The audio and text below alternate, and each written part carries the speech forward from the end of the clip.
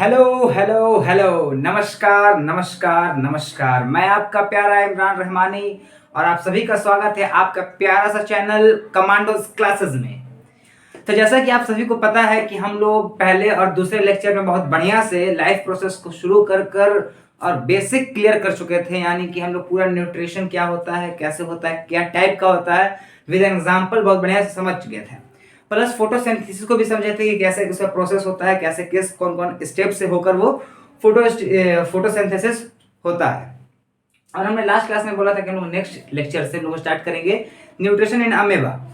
तो चलिए हम लोग न्यूट्रिशन इन अमेबा स्टार्ट करते हैं। और न्यूट्रिशन इन अमेबा एक बहुत सिंपल सिंपल सिंपल है इसका न्यूट्रिशन। और एज कंपेयर टू हम लोग, यानी कि जो हम लोग इसके नेक्स्ट टॉपिक पढ़ेंगे डाइजेस्टिव सिस्टम, उसके बारे में ह्यूमन डाइजेस्टिव सिस्टम के बारे में पढ़ेंगे। एज कंपेयर ये बहुत आसान है और बहुत सिंपल है, ज़्यादा टफ कॉन्सेप्ट नहीं है, तो तुरंत समझो इसको। देखो अब बात करते हैं कि न्यूट्रिशन इन अमेबा क्या होता है। तो न्यूट्रिशन इन अमेबा, अमेबा पहले क्या होता है ये समझो। तो अमेबा एक यूनिसेलुलर ऑर्गेनिज्म है। कैसा है? यूनिसेलुलर, यानी कि एक सिंगल सेल का बना हुआ है। एक यूनिसेलुलर ऑर्गेनिज्म होने के बावजूद भी ये एक यूकैरियोटिक सेल है, ना कि प्रोकैरियोटिक।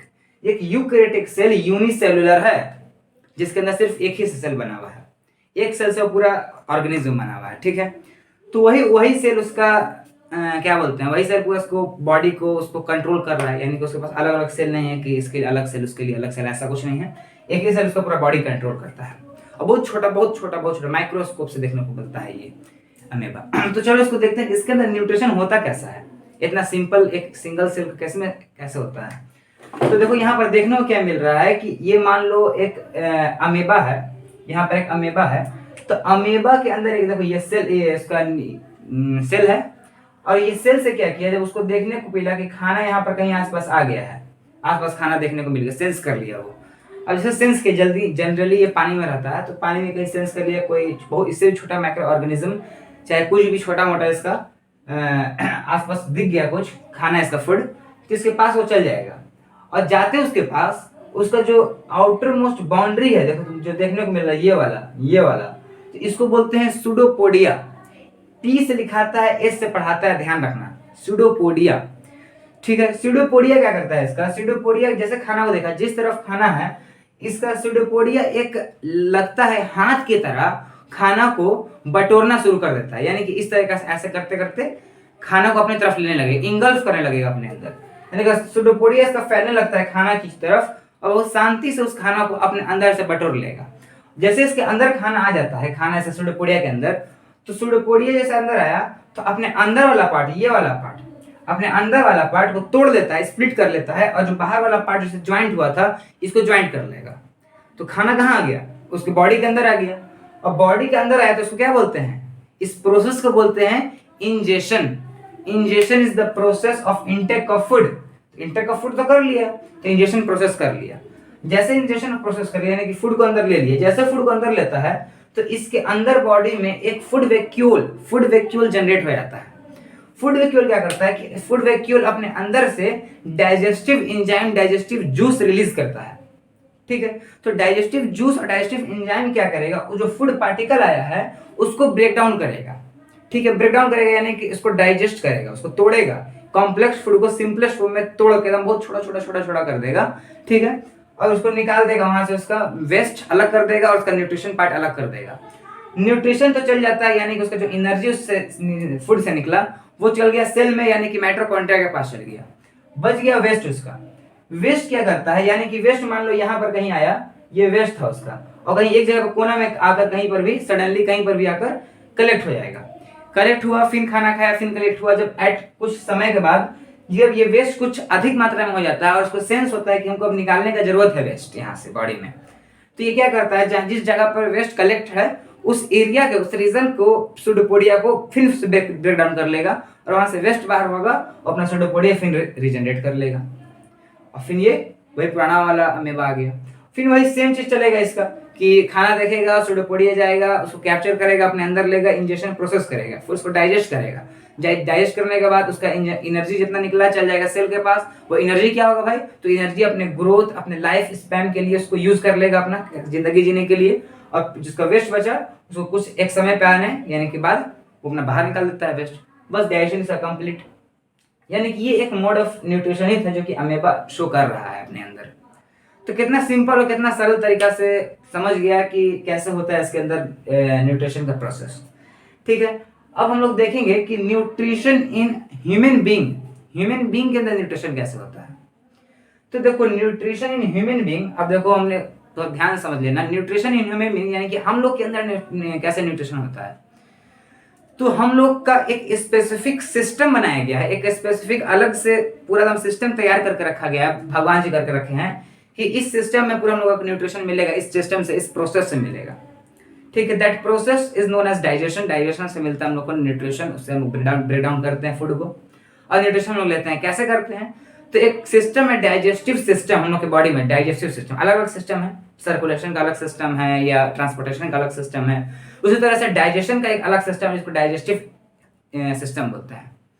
इसके अंदर कैसा होता है, इसको भी दो पार्ट में कैटेगराइज करके पढ़ा जाता है। ठीक है, कौन कौन सा दो पार्ट है, तो पहला पार्ट है एसोसिएटेड ग्लैंड। कौन सा, एसोसिएटेड ग्लैंड। एसोसिएटेड का मतलब कि कोई चीज से वो लगा हुआ है, कि एसोसिएटेड है उससे। ठीक है, हम आप लोगों से लगे हुए हैं, आपसे कनेक्ट है तो हम आपसे एसोसिएटेड है। उसी तरह से डाइजेस्टिव सिस्टम के अंदर जो ग्लैंड जो काम कर रहा है, मदद उसमें कर रहा है, फूड को तोड़ने में मदद कर, उसको फूड को तोड़ने में या उसको एंजाइम रिलीज कर रहा है, हार्मोन रिलीज कर रहा है, तो जो जॉइंट है उसके साथ, तो उसको बोलते हैं एसोसिएटेड ग्लैंड। या और सिंपल वर्ड में कहा जाए तो एसोसिएटेड ग्लैंड तुम उस ग्लैंड को ही बोल सकते हो जिस ग्लैंड में डाइजेस्टिव सिस्टम के दौरान फूड पार्टिकल उसमें जाता नहीं है, मगर वो फूड को डाइजेस्ट करने में, फूड को तोड़ने में हेल्प करता है। उसको क्या बोलते हैं, एसोसिएटेड ग्लैंड। तो हम लोग कौन कौन सा एसोसिएटेड ग्लैंड पढ़ेंगे, तो सबसे पहला जो पढ़ेंगे हम लोग एसोसिएटेड ग्लैंड में सिलेवरी ग्लैंड, सिलेवरी एमाइलेज। ठीक है, जो रिलीज करता है सिलेवरी एमाइलेज, सिलेवरी ग्लैंड पढ़ेंगे। दूसरा क्या पढ़ेंगे, गैस्ट्रिक ग्लैंड। गैस्ट्रिक ग्लैंड कहां पर होता है, स्टमक में होता है गैस्ट्रिक ग्लैंड। ठीक है, gastric gland gastric juice release करता है, हम लोग पढ़ेंगे आगे। गैस्ट्रिक ग्लैंड हो गया। थर्ड इज नोन एज कौन सा, liver, and fourth is pancreas, and the last but not least is fifth is intestinal gland. Intestinal gland यानी कि जो इंटेस्टाइन में होता है, स्मॉल इंटेस्टाइन में होता है। ये 5 ग्लैंड हमको देखने को मिलेगा जो हेल्प करता है डाइजेशन के अंदर। लेकिन इस पांचों के अंदर देखो कि फूड जाता ही नहीं है, यानी कि मदद कर रहा है लेकिन फूड इसके अंदर नहीं जाता है। ठीक है, तो एक एसोसिएटेड ग्लैंड हो गया। अब दूसरा कौन सा पार्ट हो गया डाइजेस्टिव सिस्टम का, दूसरा पार्ट हो गया एलिमेंट्री कैनाल। एलिमेंट्री कैनाल एक तरह का एक हॉलो ट्यूब है। एक क्या है, हॉलो ट्यूब। पाइप को देखे हो, एक एंड से पानी डालो दूसरे एंड से निकल जाता है, यानी कि एक हॉलो पूरा ट्यूब है। तो उसी तरह से एलिमेंट्री कैनाल यानी कि हम लोग के माउथ से लेकर और एनस तक का पूरा जो लंबा ये है कैनाल बना हुआ है उसको एलिमेंट्री कैनाल बोलते हैं। यानी कि फूड सीधे जाएगा, सीधे गया एनस से निकल गया, वेस्ट होकर वेस्ट के फॉर्म में निकल जाता है। तो मैंने कि ये पूरा जो जिसका रास्ता है, इसका वे है, उसको बोलते हैं एलिमेंट्री कैनाल। तो एलिमेंट्री कैनाल पढ़ेंगे तो एलिमेंट्री कैनाल लगभग इसको माना जाता है 6 से लेकर 9 मीटर तक का होता है, यानी कि वैरी करता है 6 से लेकर किसी का 6, 7, 8, 9 भी हो सकता है। 6 से 9 मीटर के अंदर में देखने को मिलता है एक एडल्ट के अंदर। ठीक है, ये हम लोग का एलिमेंट्री कैनाल हो गया। एक होता है एसोसिएटेड ग्लैंड, दोनों का हम लोग अलग अलग पढ़ेंगे कैसे होता है। तो हम लोग स्टार्ट कर देते हैं अपना कि हम लोग कहानी की तरह पढ़ेंगे। ठीक है, कि डाइजेशन लोग होता कैसे, हम लोग अपने अंदर का पढ़ना है कैसे हम लोग के अंदर डाइजेशन हो रहा है। तो अब देखो कि हम लोग पढ़ते हैं, इसको मिटा देते हैं, पहले इसको रफ कर देते हैं, फिर समझा जाएगा बहुत बढ़िया तरीका से कि कैसे होता है हम लोग के अंदर डाइजेशन। सबसे पहले हम लोग स्टार्ट करेंगे फूड को लेकर और एक फिगर बनाएंगे, उसके अंदर फूड को डालेंगे। ठीक है, देखो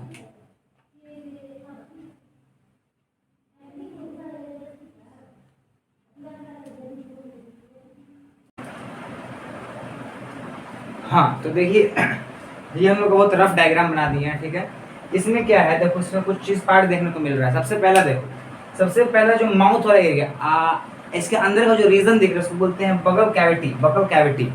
ठीक है, बगल कैविटी में क्या क्या होता है, बगल कैविटी में देखो यहाँ पर बगल कैविटी में एक टंग देखने को मिलेगा और इसी के ऊपर नीचे 2 जौ में टीथ देखने को मिलेगा।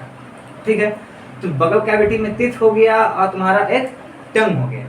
ठीक है, अब इसके ऊपर एक कैविटी भी होता है, इसको बोलते हैं nozzle cavity, nozzle chamber, nozzle cavity. ठीक है, इसमें पूरा जिसमें एयर पास आउट होता है। ठीक है, उसको पढ़ेंगे हम लोग, बाद में पढ़ेंगे, पहले इसमें मेन फोकस है। कि हम लोग बगल कैविटी हो गया, तो इसके अंदर आया तो फुट, जैसे फुट यहाँ पर आया, फुट मान लो यहाँ आया, ठीक है।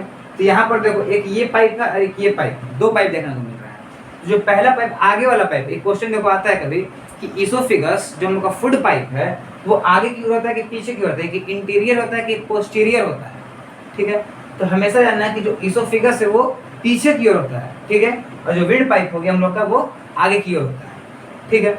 विंड पाइप आगे की ओर हो गया और इसके ऊपर देखो कुछ इस तरह का स्ट्रक्चर तुमको देखने को मिल रहा है यहाँ पर, इसको बोलते हैं इपोग्लोटिस। इपोग्लोटिस ये क्या करता है इपोग्लोटिस, इसका अलग ही कहानी है, थोड़ा देर में बताते हैं। इपोग्लोटिस पहले ये समझो कि फुट सबसे पहले आया, फुट सबसे पहले आया माउथ में, हम सबसे पहले रखें, ठीक है, माउथ में रखें। माउथ से रखने के बाद क्या हुआ, माउथ में बहुत सारा फुट पे काम होता है, बताते हैं। उसके बाद माउथ से सीधे जाता है ओसोफेगस में, यानी कि फूड पाइप इसको बोला जाता है जनरल हम लोग का भाषा में फूड पाइप, और यहाँ से होकर स्टमक में चल जाता है।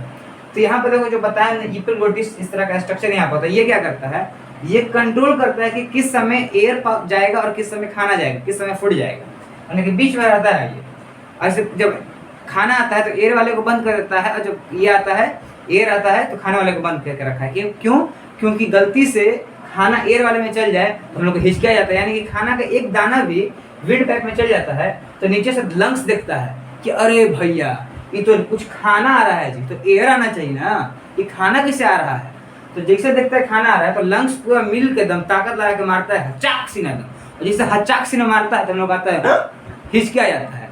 तो वही बोलते हैं हिचकी आ गया हम लोग को, ठीक है। जो लोग फेंकने की कोशिश करता है कि इधर नहीं इधर, उधर तो रास्ता बा, उधर तो रास्ता बा, यानी कि उधर फेंकने को बोलता है, तो इधर से लोग मारा और चल देता है, ठीक है। तो ये हिचकिया नया कारण हो गया। तो यही इपोग्लोटिस जब आउट ऑफ कंट्रोल हो जाता है हम लोग, यानी कि खाना खाते समय हम लोग कहीं और सोचने लगते हैं अपना, तो दिमाग कहीं और है, और इपोग्लोटिस पूरा कंट्रोल दिमाग इसको डायरेक्ट करता है, यानी कि दिमाग इसको डायरेक्ट करता है कि तुम किधर जाओगे। अब अभी खाना आ रहा है, चलो विंड तरफ जाओ, विंड तरफ आ रहा है तो खाना पे जाओ, इस तरीके से करता है। और जहाँ दिमागी बिजी है तो ये पूछता है हम क्या करें, किधर जाएं, तो कोई दिमाग में रिस्पॉन्स नहीं करता है। तो ये खुद से कभी गलती से जब खाना आ रहा होता है, ठीक, खाना आ रहा होता है तो बंद कर देता है विंड पाइप, तो गलती से चल जाता है अंदर विंड पाइप की तरफ खाना, फूड पाइप बंद होने के कारण हमको हिचकियाना स्टार्ट होता है। ज़्यादा नहीं, एक आध दाना जाता है बहुत मुश्किल से, ठीक है, फिर तुरंत ठीक हो जाता है, दिमाग को तुरंत होश आ जाता है, नहीं भैया ठीक ठीक ठीक ठीक। तो ये कारण है इपोग्लोटिस का काम होता है, यानी कंट्रोल करता है खाना कब जाएगा और एयर कब जाएगा अंदर, यानी कि ऑक्सीजन कब हम लोग के अंदर जाएगा, मेनली कहा जाए तो इपोग्लोटिस का फंक्शन ये हो गया। तो अब देखो इसोफिगस को फूड पाइप जनरली कहते हैं, और यहाँ से खाना नीचे चले जाता है। तो अब नीचे जाने से खाना को पहले ऊपर काम कराते हैं, खाना के ऊपर कौन कौन सा काम हुआ है, नहीं खाना भी माउथ में डाले हैं, तो माउथ में जैसे डालें तो एक प्रोसेस हो गया इंजेशन।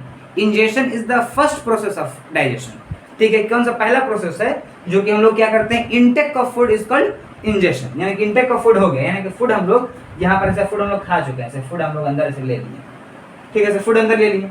तो फूड जैसे अंदर किए, जैसे आया फूड अंदर, तो सबसे पहले उस फूड पे काम कौन करेगा, सबसे पहले काम करता है हम लोग का टीथ। टीथ सबसे पहले वहाँ पे काम करेगा। तो टीथ हम लोग को पहले सबसे पहले क्या करेगा, उसको तोड़ेगा फोड़ेगा, बहुत करता है उसका, बताते क्या करता है।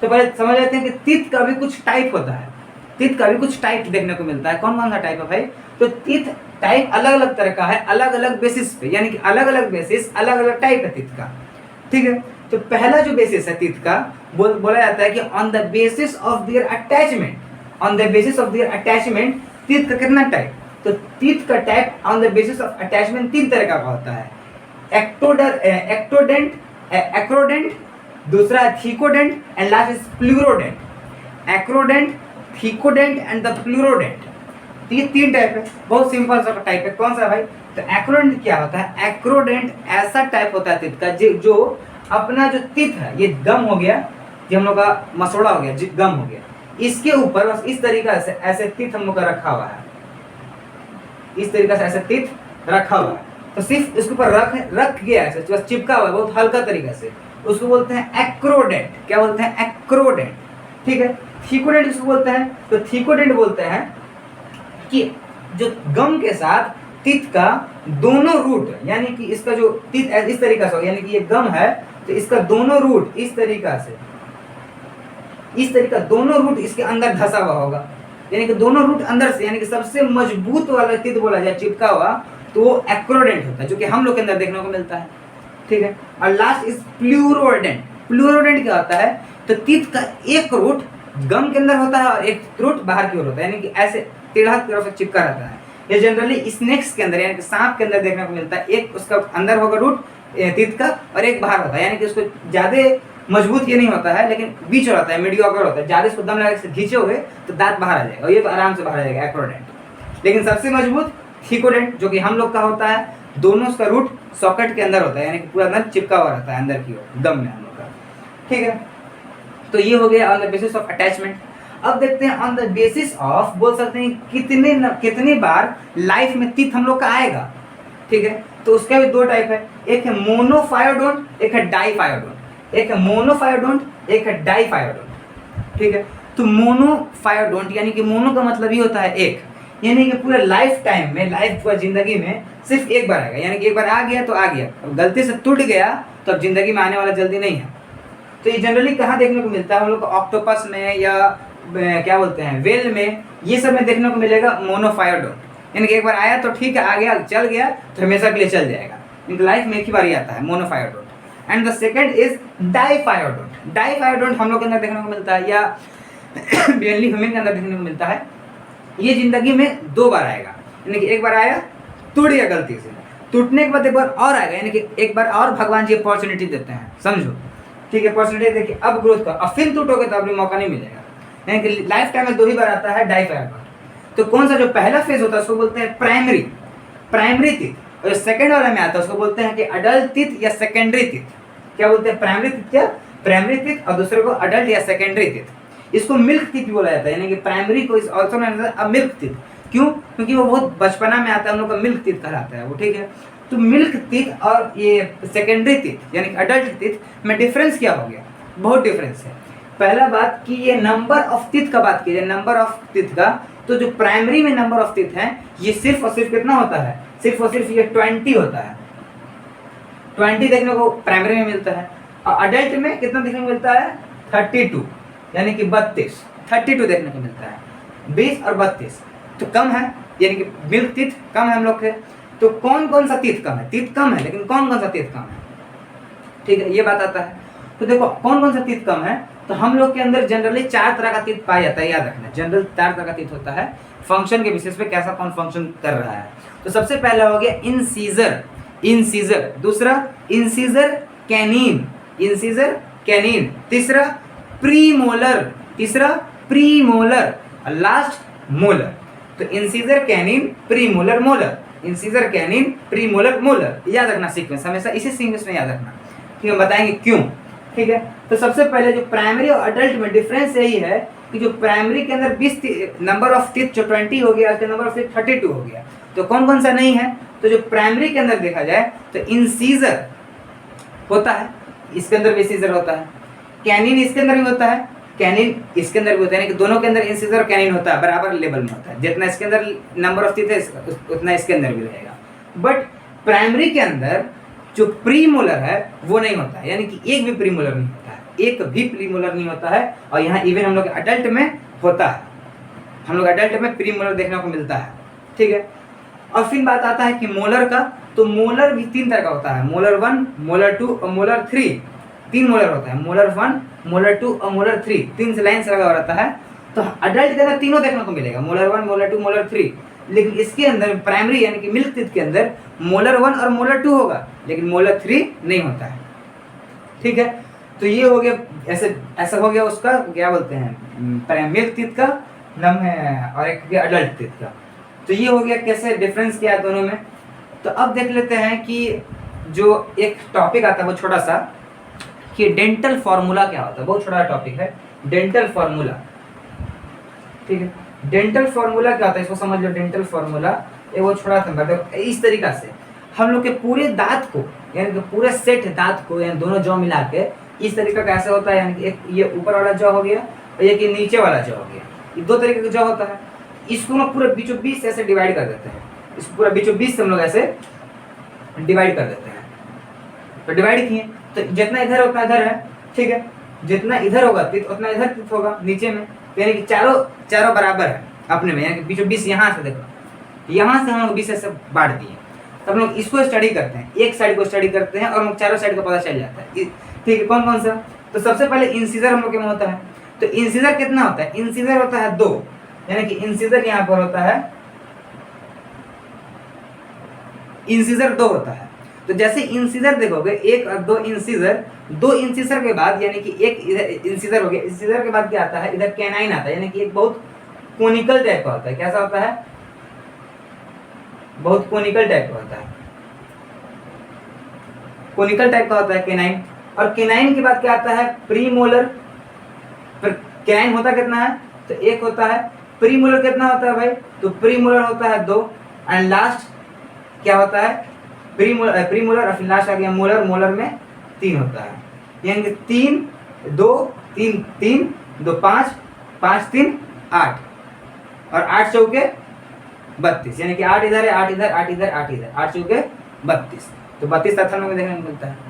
तो इसी को लिख दिया था इस तरीका से एक चौका कि 2, 1, 2, 3 अपॉन 2, 1, 2, 3, यानी कि ये हम लोग का एक अडल्ट ह्यूमन का डेंटल फार्मूला है।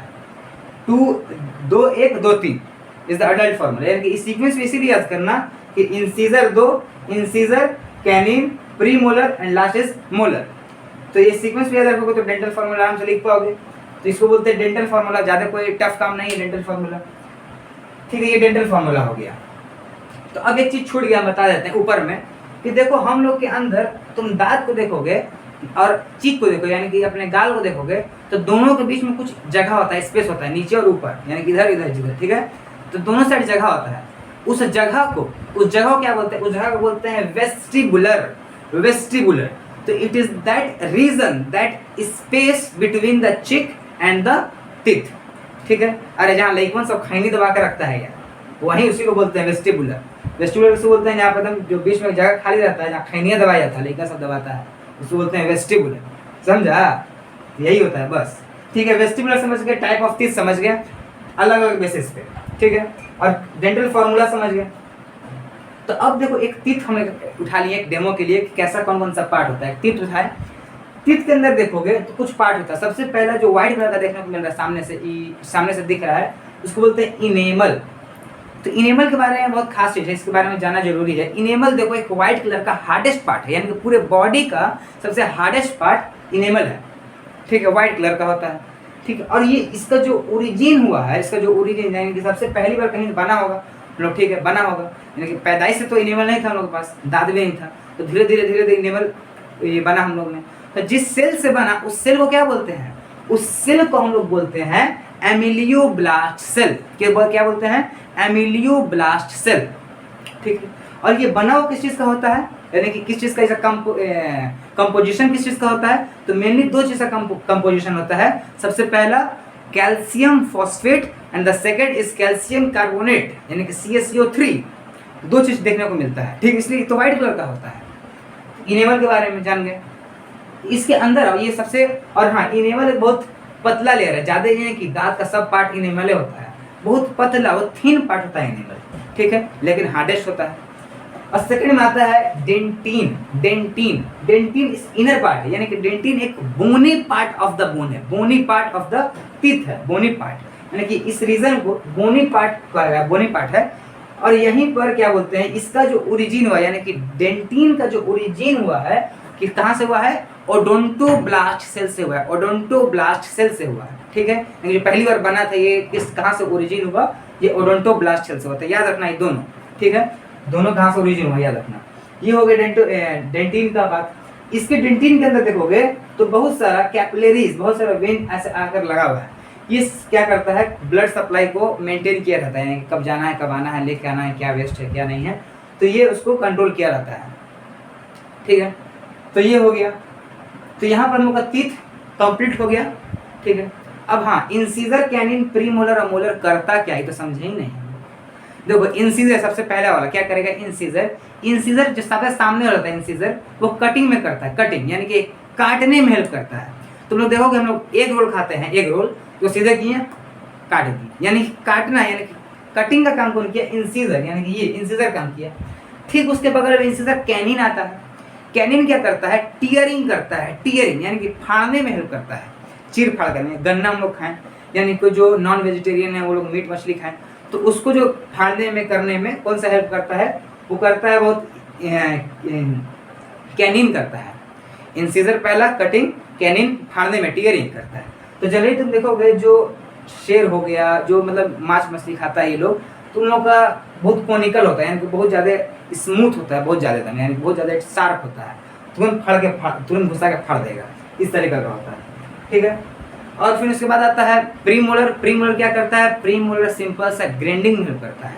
एंड लास्ट इज मोलर, वो भी ग्राइंडिंग और मिक्सिंग में करता है, च्यूइंग में करता है, ठीक है, ठीक है। तो ये हो गया।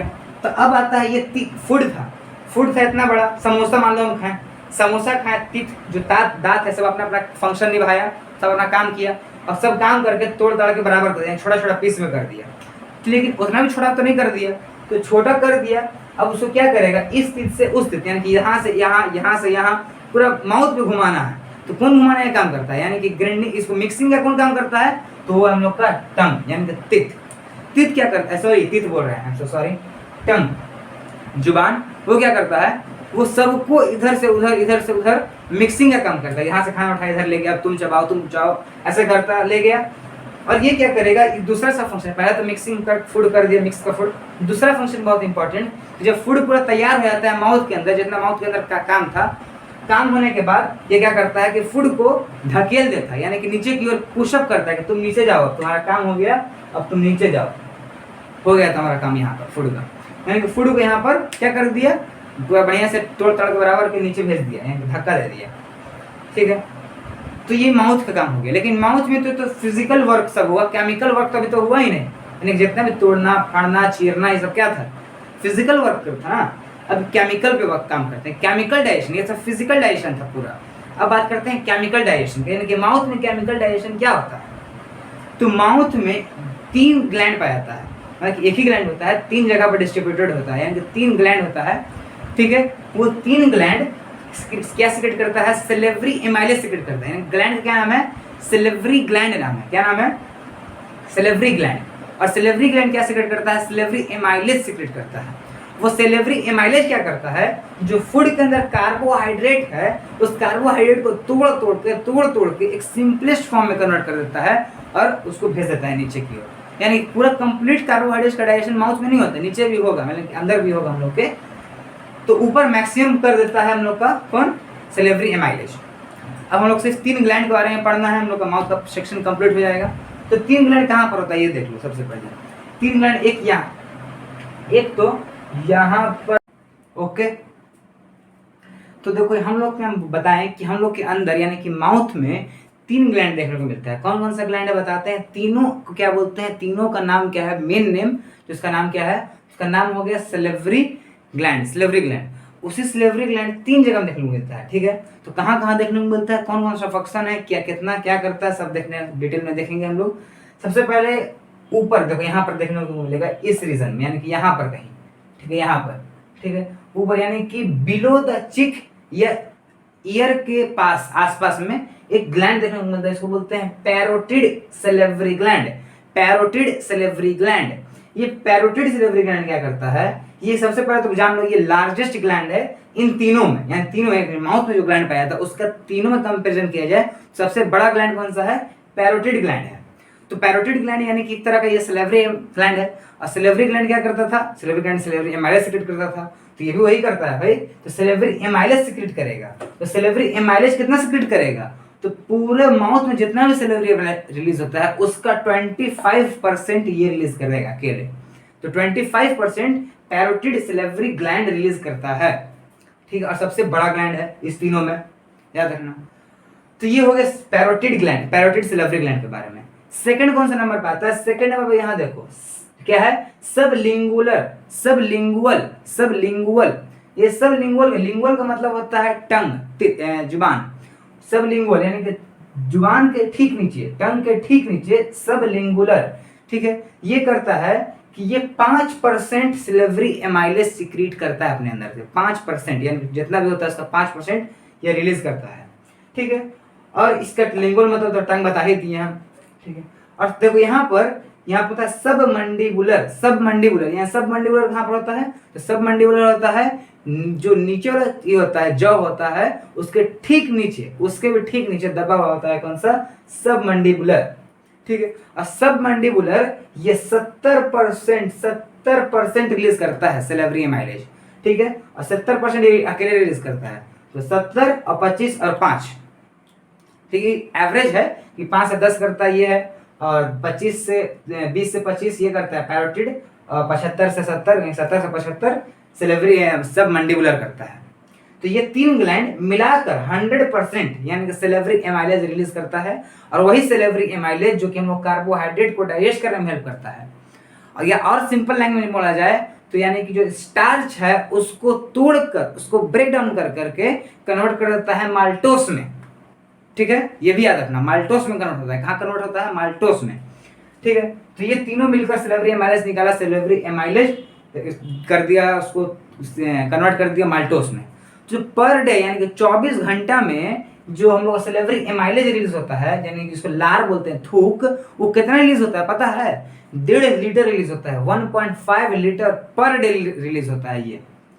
ठीक है, सेलेब्री एमाइलेज पर डे, यानी तीनों मिलकर पर डे 70, 75 और ये 5 सब मिलाकर अपना परसेंटेज 100% यानी कि 1.5 लीटर रिलीज कर देता है। और उसका जो पीएच का बात किया जाए, यानी पीएच, जहां तक हमको उम्मीद है आप लोगों को पता होगा पीएच क्या होता है, पावर ऑफ हाइड्रोजन। ठीक है, एसिड बेस एंड सॉल्ट में पता चल जाएगा। तो वो पीएच, जो पीएच लेवल होता है, ऐसे पता चलता है कौन कितना एसिड है और कितना कौन बेस है, यानी कितना कमजोर और कितना हार्ड है, इसके पता चलता है पीएच से। तो पीएच इसका बात किया जाए सेलेब्री एमाइलेज का, तो पीएच होता है उसका कितना? 6.8 होता है। कितना होता है पीएच? 6.8, और पर डे 1.5 लीटर रिलीज होता है, याद रखना। तो ये हो गया। अब उसका कंपोजिशन का बात करते हैं। सेलेब्री एमाइलेज रिलीज हो गया, लेकिन उसके अंदर क्या क्या है, उसके अंदर क्या क्या है, यानी उसका कंपोनेंट्स क्या है, यानी कंपोजिशन उसका देखते हैं। तो कंपोजिशन देखा जाए तो 99.5% वाटर देखने को मिलता है। ठीक है, यानी कि वाटर होना है, H2O देखने को मिलता है, और 0.5% बचा हुआ क्या होता है? आयंस देखने को मिलता है, आयंस। ठीक है, वो आयंस कैसा होता है? आयंस जैसे कि तुम्हारा Na+ हो गया, यानी कि सोडियम प्लस हो गया, K+ हो गया, पोटेशियम प्लस हो गया, फॉस्फेट हो गया, दिस ऑल आयंस प्रेजेंट होता है। ऑल ये सब आयंस किसके अंदर? सेलेब्री एमाइलेज के अंदर। तो ये भी उसका कंपोजिशन है। प्लस एक एडिशनल चीज जान लो, इसके अंदर कुछ बैक्टीरिया भी देखने को मिलता है, जो कि एक जितने भी हार्मफुल चीज हम लोग मान लो खाना के साथ आ गया तो उसको उसके साथ लड़ने में हेल्प करता है, और उसको एंटी बैक्टीरियल बोलते हैं। एंटी बैक्टीरियल भी होता है। और ऐसे देख देख देख तुम लोग देखे होगे जनरल लाइफ, अपना गांव में जाओ कभी देखो, कहीं चोट लग गया तो उसको क्या लगता है? वहां पर लार लगाने लगता है, थूक करने लगता है। क्यों? क्योंकि उससे ठीक हो रहा है। ठीक है, तो इसलिए उसमें एंटी बैक्टीरियल भी देखने को मिलता है, इसलिए आपको बता दी एक्स्ट्रा बात। और ये हम लोग का माउथ का सेक्शन, यानी कि पूरा बकल कैविटी पूरा कंप्लीट रूप से कंप्लीट हो जाता है। और हम लोग नेक्स्ट लेक्चर से पढ़ेंगे कहाँ पर? इसोफेगस से और स्टमक तक पढ़ेंगे कैसा होता है अंदर का डाइजेशन। ये फिजिकल और केमिकल यहीं से स्टार्ट करते हैं। कोई पूछे कि फिजिकल डाइजेशन कहाँ से स्टार्ट होता है, तो माउथ से स्टार्ट होता है, और केमिकल कहाँ से होता है? केमिकल भी माउथ से होता है। ठीक है, तो केमिकल कब होगा? जब ये तीनों ग्लैंड अपने मिल गए, सेलेब्री एमाइलेज सीक्रेट करेगा, तो केमिकल हो गया, केमिकली डाइजेशन होना स्टार्ट हो गया। तो यहाँ पर हम लोग का कंप्लीट हो गया माउथ का सेक्शन। और हम लोग नेक्स्ट क्लास से हम लोग इसोफेगस यानी कि फूड पाइप से स्टार्ट करेंगे और स्टमक तक ले जाएंगे, और फिर उसके बाद और नेक्स्ट लेक्चर में देखा जाएगा। बहुत मजा आ रहा है कि नहीं आ रहा है ये बताइए आप लोग। और यहाँ तक तो सब सही चल रहा है। Okay, thank you very much. पढ़ाई करते रहें। All the very best.